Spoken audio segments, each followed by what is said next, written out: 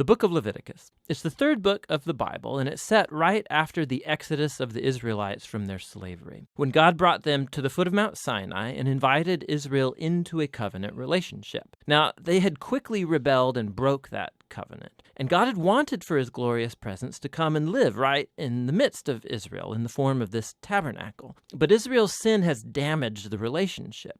So, at the end of the previous book, Exodus, Moses, as Israel's representative, could not even enter God's presence in the tent. The book of Leviticus opens by reminding us of this fundamental problem. It says, "The Lord called to Moses from the tent." So the question is, how can Israel, in their sin and selfishness, be reconciled to this holy God? That's what this book is all about, how God is graciously providing a way for sinful, corrupt people to live in his holy presence. Now, let's pause for a second and explore this really important idea that God is holy. It's fundamental to understanding this book. The word holy means simply to be set apart or unique. And in the Bible, God is set apart from all other things because of his unique role as the creator of all, as the author of life itself. And so if God is holy, then the space around God is also holy. It's full of his goodness and his life and purity and justice. So if Israel, who is unjust and sinful, wants to live in God's holy presence, they too need to become holy. Their sin has to be dealt with. Thus, the book of Leviticus.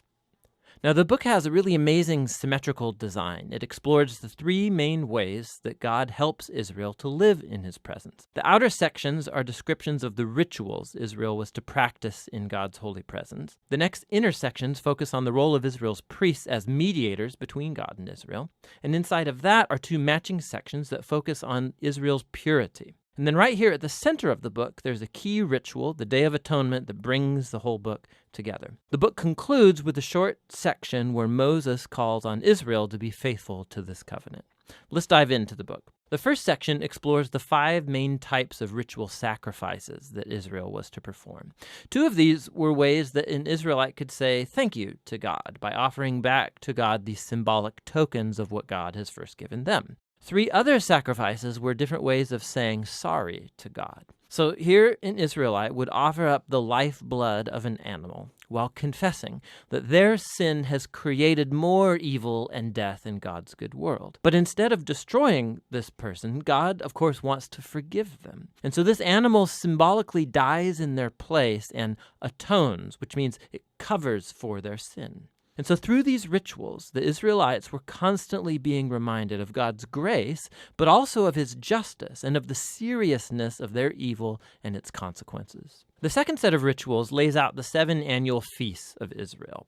And each of these retold a different part of the story about how God redeemed them from slavery in Egypt and brought them through the wilderness on their way to the Promised Land. And by celebrating these feasts regularly, Israel would remember who they were and who God was to them. Now, the sections about Israel's priests, you have Aaron and his sons first ordained to enter into God's presence on behalf of Israel. And then in this matching section, we find the qualifications for being a priest. The priests were called to the highest level of moral integrity and ritual holiness because they represented the people before God, but then also represented God to the people. Now, we find out why the priest's holiness matters so much back here in this first section. Right after the family of Aaron was ordained, 2 of his sons waltz right into God's presence and flagrantly violate the rules. And so they are consumed by God's holiness on the spot.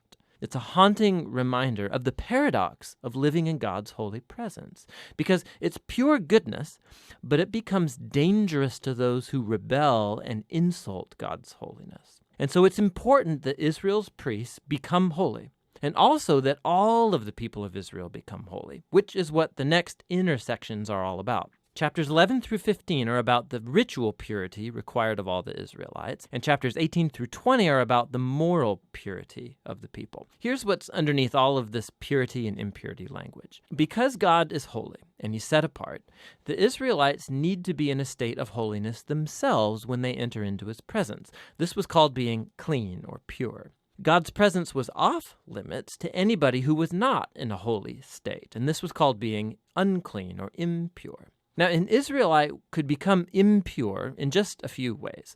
by contact with reproductive body fluids, by having a skin disease, by touching mold or fungus, or by touching a dead body. Now, for the Israelites, all of these were associated with mortality, with the loss of life, which gets us to the core symbol of all these ideas. You become impure when you're contaminated by touching death, so to speak. And death is the opposite of God's holiness because God's essence is life. Now, this is really key. Simply being impure was not sinful or wrong. Touching these kinds of things was a normal part of everyday life. And impurity was a temporary state. It just lasted a week or two, and then it's over.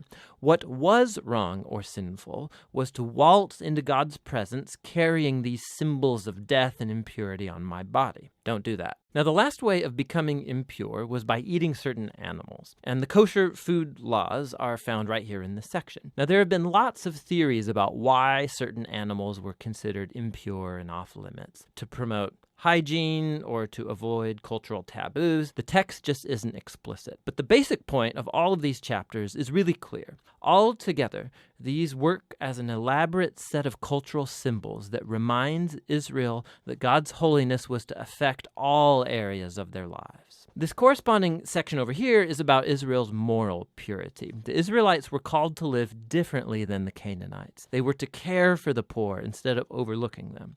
They were to have a high level of sexual integrity, and they were to promote justice throughout their entire land. Now, here at the center of the book, we find a long description of one of Israel's annual feasts, the Day of Atonement. Odds are that not every Israelite's sin and rebellion would be covered through the individual sacrifices. And so once a year, the high priest would take 2 goats. One of these would become a purification offering and atone for the sins of the people. And the other was called the scapegoat. The priest would confess the sins of Israel and symbolically place them on this goat, and then it would be cast out into the wilderness. Again, this is a very powerful image of God's desire to remove sin and its consequences from his people so that God can live with them in peace.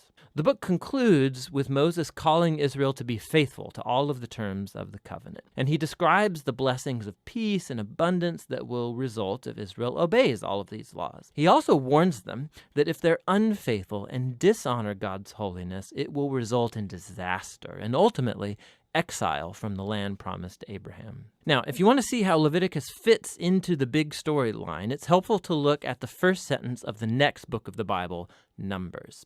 It begins, "The Lord spoke to Moses in the tent." So we can see that Moses is now able to enter God's presence on behalf of Israel. The book of Leviticus, it worked. So despite Israel's failure, God has provided a way for their sin to be covered so that God can live with sinful people in peace. And that's what the book of Leviticus is all about.